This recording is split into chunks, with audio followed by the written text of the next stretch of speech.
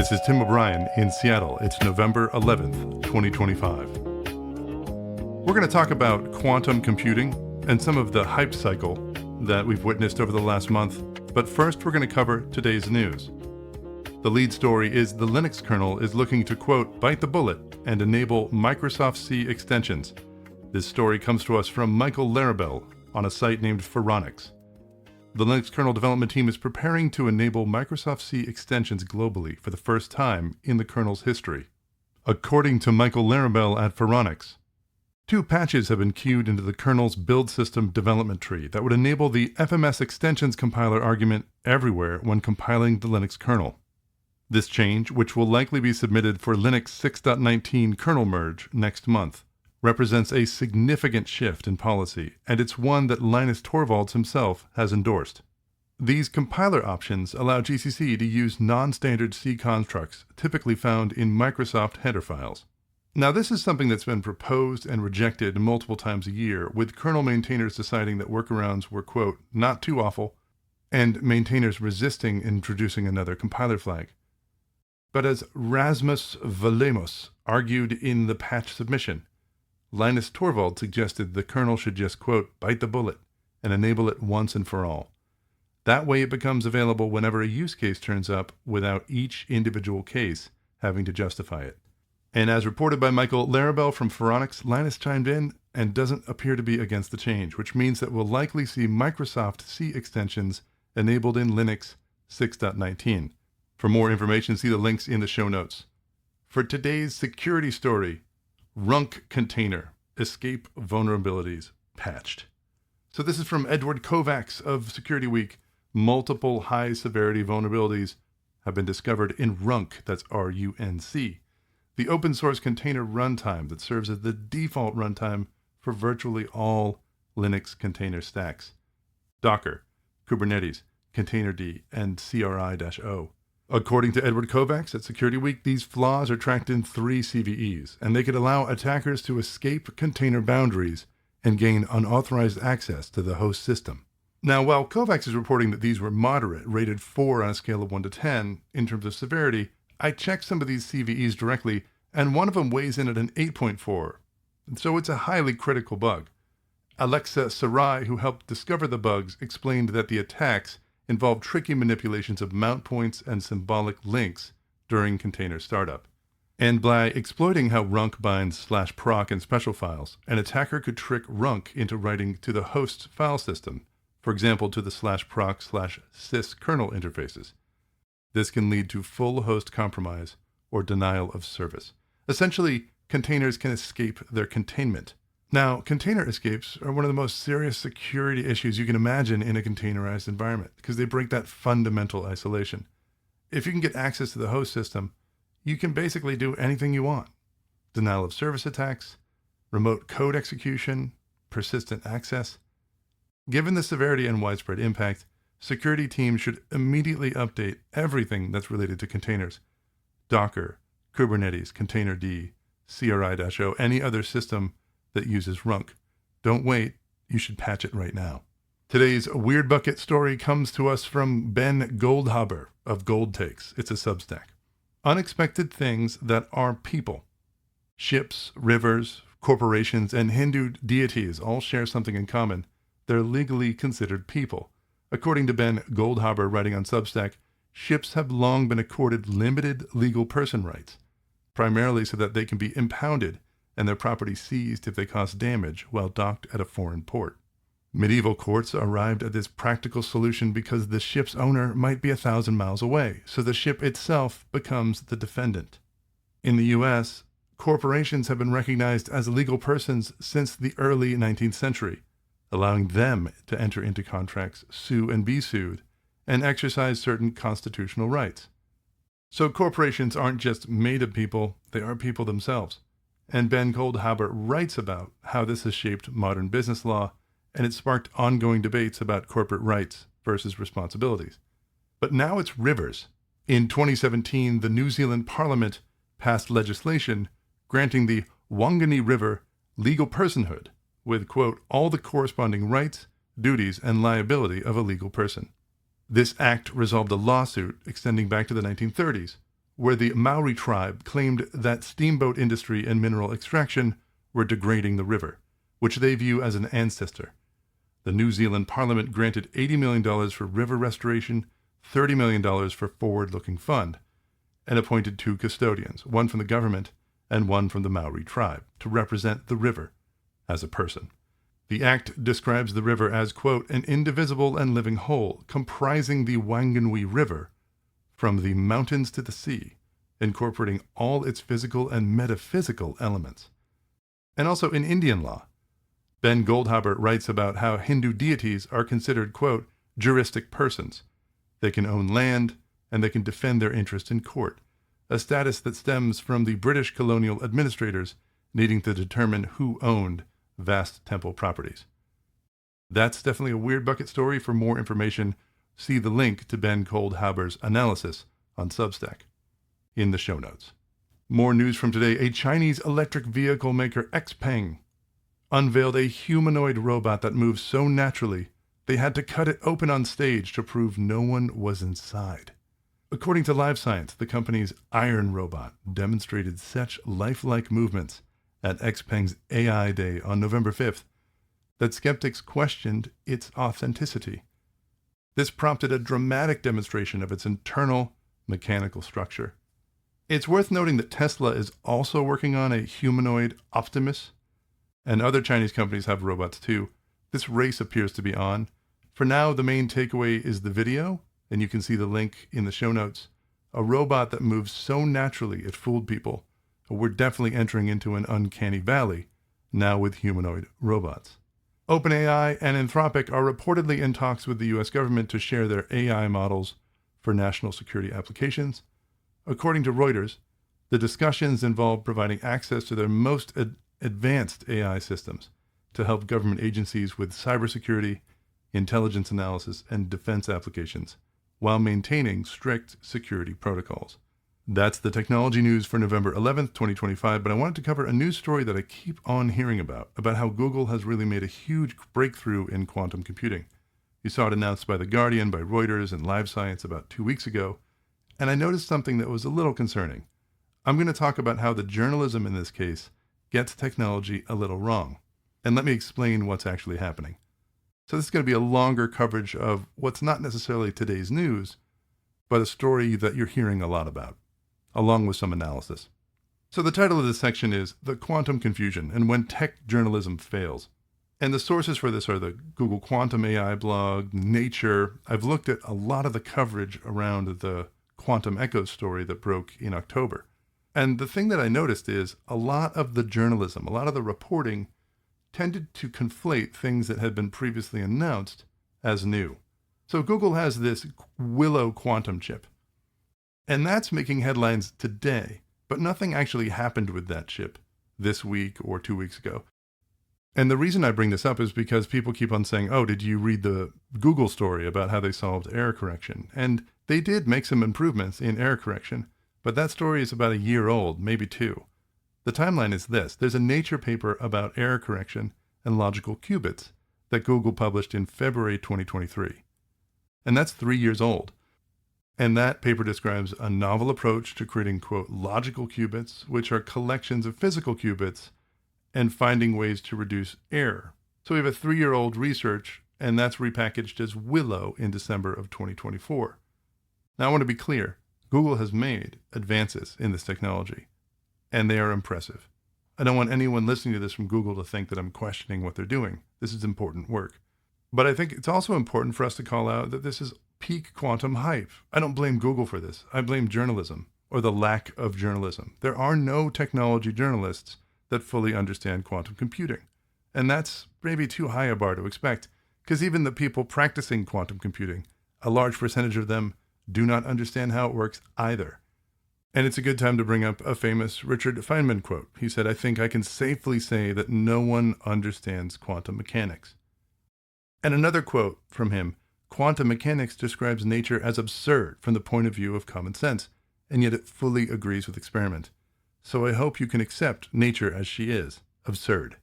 So whenever you read a story about quantum mechanics or you read an announcement about it, what you need to understand is sometimes those announcements are simplifying things, oversimplifying things in a way that makes it difficult for people to understand.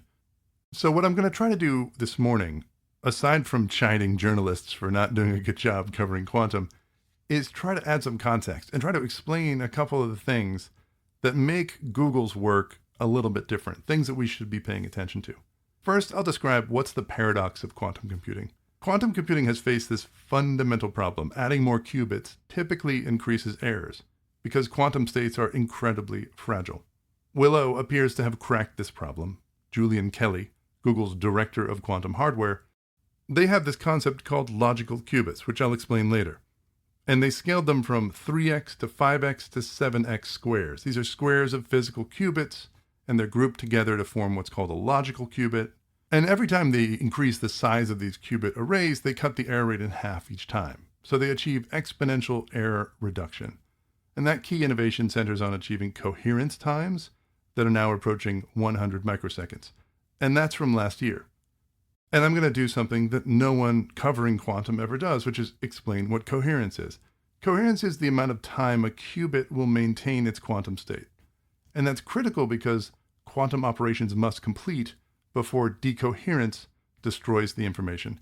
So you couple coherence with a gate speed. And if you have a gate speed in the microsecond to nanosecond range, couple that with the coherence time, and you can calculate how many operations can be done within that coherence window.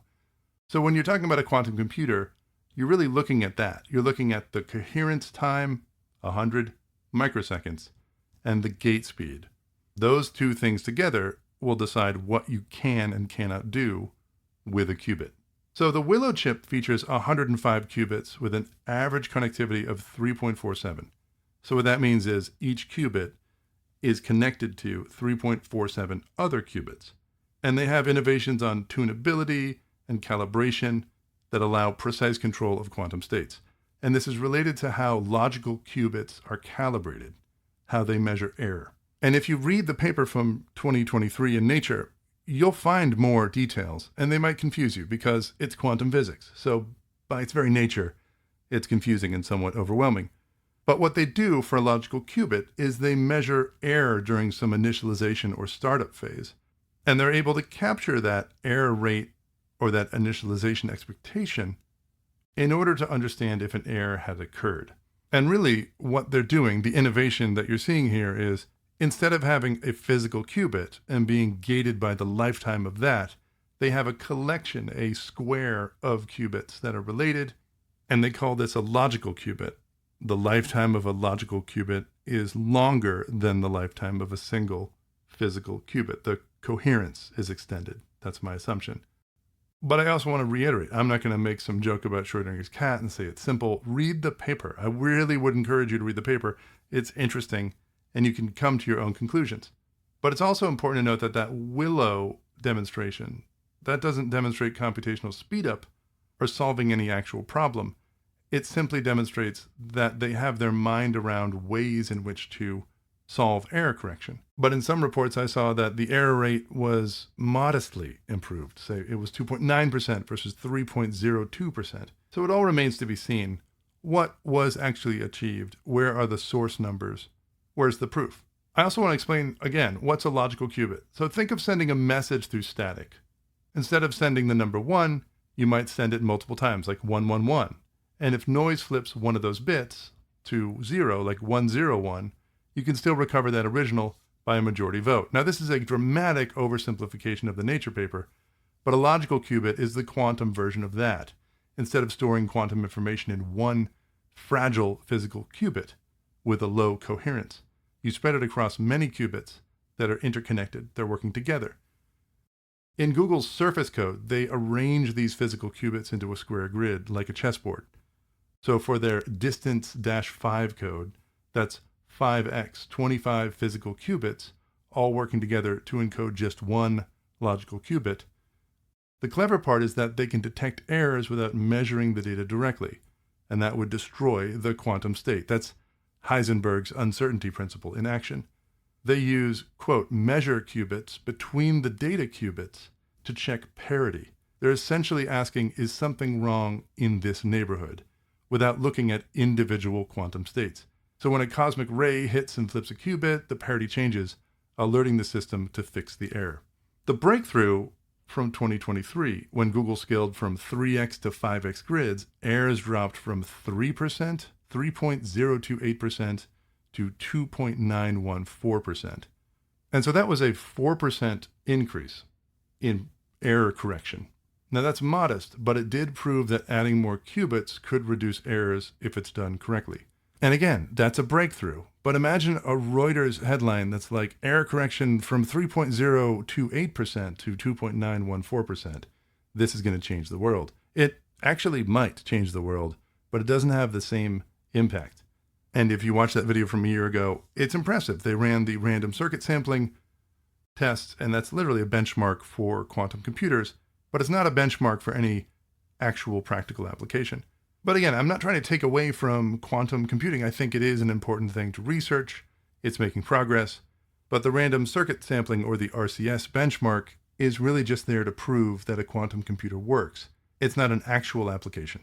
So with 105 qubits, that's far from the millions of logical qubits that experts believe are necessary for applications like drug discovery or cryptography. The system still requires cooling to near absolute zero. It makes deployment extremely challenging. And Julian Kelly estimates practical quantum applications remain about 5 years away. For now, the quantum computing race continues, with the gap between laboratory demonstrations and practical quantum computing remaining quite substantial. And it's also crucial to note that the field is littered with, quote, breakthrough announcements every month, every 2 or 3 months. There's another huge announcement, and they seem to proclaim that the world has changed forever. It's almost like the strategy is to introduce another Oppenheimer to the world every 6 months. But I want to talk about the actual story that broke in October 2025, because I think that's what's lost. Whenever you see these stories reported by traditional journalists, you end up getting a lot of hype, a lot of marketing videos. But a month ago, Google did announce that they achieved something different. It was an algorithm that actually does something useful. The quantum echoes algorithm, technically called an out-of-order time correlator, or an OTOC. It runs 13,000 times faster on Willow than on classical computers. But here's the crucial part. Unlike random circuit sampling, this is an algorithm that has a real purpose. And this also aligns with the information that I've heard, at least anecdotally. Molecular structure, battery research, that's the first thing you're going to see quantum computing impact. Quantum echoes works like an incredibly sensitive echolocation system for molecules. It sends a signal through their quantum system, perturbs one qubit, reverses the evolution, and listens for the echo. The quantum interference amplifies the signal, making it incredibly sensitive to molecular structure. They demonstrated that it could measure the structure of molecules with 15 and 28 atoms, and that matches traditional nuclear magnetic resonance, NMR, results, while revealing information NMR can't usually detect. So they actually made an improvement to a real-world use case. And that's why they're calling it a verifiable quantum advantage, not just running faster than classical computers, but producing results that can be independently verified and repeated. So this actually was a breakthrough.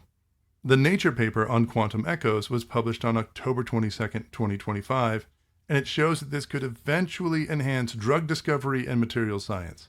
And again, I'm not trying to be a spoilsport here, but it did not exceed nuclear magnetic resonance. It was on par with the results. There were some hints that it could possibly exceed it, but we're not there yet. And again, I don't want to take away from the achievement. This is one of the first applications of a real quantum computer, but we need to understand what's actually being achieved. And again, I actually want to encourage all of you to go read that paper in Nature. It's accessible, and you can draw your own conclusions. But it's not like the discovery of a new moon or the emergence of a new global pandemic. I mean, it's a news story that should be reported. We should be rewarding these companies for doing the research and investment, but we're not there yet. And the reason why we're seeing so much news coverage, so much hyperbolic excitement every time there's an announcement, is because there's a quantum computing arms race. Google's Willow announcement comes amidst a flurry of quantum claims from competitors. IBM unveiled their Quantum System 2 in December 2023 with a 156-qubit Heron processor. and they claim that they'll reach 1 billion operations per quantum circuit by 2033. Microsoft announced their Majorana 1 chip in February 2025, touting topological qubits that promise better stability. And in that announcement, I seem to remember that they also identified a new state of matter. In October 2025, IBM claimed that they could run quantum error correction on a conventional AMD chip 10 times faster than needed. And if you go back to that Willow announcement, they're talking about something that can be done in 5 minutes, where on a classical computer, it would take longer than the age of the known universe. My skepticism runs deep. At CES 2025, NVIDIA's CEO, Jensen Huang, threw cold water on the entire field. He said quantum computers won't be practically useful for 15 to 30 years. Now, since then, he walked that back because he also is investing in quantum computer research. But he's not alone. Many experts believe that we're in a quantum hype cycle where press releases outpace actual progress. Even Japan launched its own homegrown quantum computer in July 2025. India unveiled a 25-qubit system in April. Everyone's claiming breakthroughs every few months, and it suggests that we're watching marketing battles rather than scientific revolutions. Most importantly, does Willow get us closer to breaking RSA encryption, the cryptographic standard protecting everything from credit cards to state secrets? The answer is definitely no. According to recent 2025 research, factoring a 2048-bit RSA key would require a fault-tolerant quantum computer with under 1 million qubits, a significant reduction from earlier estimates of 20 million qubits, but that's more than 160. Here's the reality check. Willow just has 105 physical qubits, and they're not even at the error-corrected logical qubits needed for Shor's algorithm. To put this in perspective, we would need 10,000 times more qubits. And that's a possibility. If you go back to 1968 and you watch that Incredible Machine movie that I reported on 2 days ago, you're going to see computers that were $1 million computers that had 8 kilobytes of RAM. We're at orders of magnitude more RAM than that now. So there can be dramatic increases in technology. But when I see this announcement about quantum echoes, which again, I want to emphasize is amazing, and then I see it tied to a video from a year ago about Willow, which again, I want to emphasize is also amazing. And that's connected to a paper that was written 3 years ago in Nature. It feels like marketing. A lot of the quantum news stories that you're reading in normal technology news outlets are marketing. And almost all the quantum announcements eerily echo a movie that was published by Bell Labs in 1968 called The Incredible Machine. Now, I wrote a blog post about that 2 days ago, and it was a promotional film that showcased elaborate corporate theater about computer technology. In that film, suited executives seriously demonstrated light pens and computer music with dramatic red lighting. Someone with a voice as intimidating as my own narrated the whole thing. And it was about important and as world-changing as anything you could ever imagine. But at Bell Labs, down the hall, in a storage closet, Ken Thompson and Dennis Ritchie were quietly inventing Unix on a discarded PDP-7. They were doing this against direct orders from management. So when I see the announcements, when I see the technology hype, I wonder, who is the Ken Thompson and Dennis Ritchie of today? If you go to these companies that are hiring camera crews to bring dramatic lights into their data centers to talk about the future of quantum, what's the project that's in the other room? Where are the people that might be a little less telegenic, working on the revolution that's going to change the world? And again, don't get me wrong, the Willow chip is awesome. The concept of logical qubits is amazing. The quantum echoes algorithm is fantastic. But I still feel like every time you read about quantum computing in normal news, or even technology news, no one's doing a deep dive. No one's actually giving you the numbers. There's another problem in quantum computing that I've noticed, which reminds me of something that happened just this last weekend. Just 3 days ago, we reported how a group of friends accidentally fooled the entire technology industry by uploading fake benchmarks for AMD's non-existent Ryzen 7 9700X3D processor. Within hours, major tech publications were analyzing the leaked performance numbers. Some outlets even invented things, like tech power-up in video cards with a Z. They both claimed it would have like a 120-watt TDP, whatever that is. That's a detail that the hoaxers never mentioned. That same dynamic happens in quantum computing and the reporting around it. 2 weeks ago, when that quantum echoes announcement hit from Google, it was awesome. It was exciting.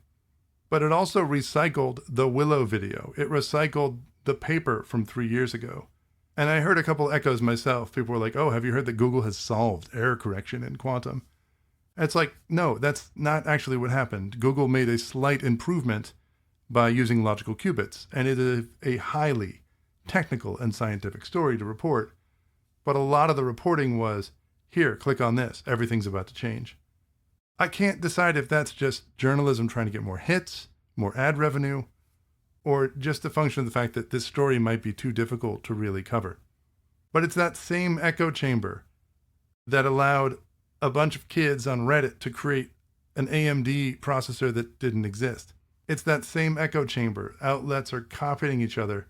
They're adding their own analysis to fill the gaps. And they're creating this feedback loop where fiction becomes accepted fact. And it's unfortunate.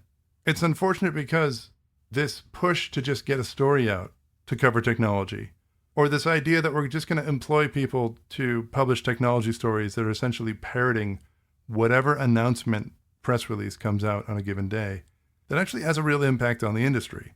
If you're looking into quantum computing because you're trying to keep track of it, you're trying to prepare for it, the challenge is it is really tough to tell the difference between marketing PR and actual science. So that's my commitment. Over the next couple of months, I'm going to try to cover topics in quantum computing on a technical level. I'm going to try to explain some of the concepts of the new chips that are emerging in ways that can be understood by general technology practitioners. It's something that I need to do for myself, but I also think that it's going to help us understand what it is that's actually being achieved. But it's also just me being frustrated with having to listen to more and more stories where someone with a deep, newsy voice announces that the world is about to change every month because of a new quantum innovation. But again, I also want to reemphasize that some of the things that I'm hearing are very exciting. If you want to learn more about that Willow quantum chip, you can watch the movie from last year on YouTube. There's a link in the show notes. If you want to read the paper that's in Nature from 2023 that talks about the logical qubits on the Sycamore chip, that's on Nature, link in the show notes. And there's also the paper about quantum echoes. Interesting things are happening. It's just important that we have news coverage that helps us put it all into perspective.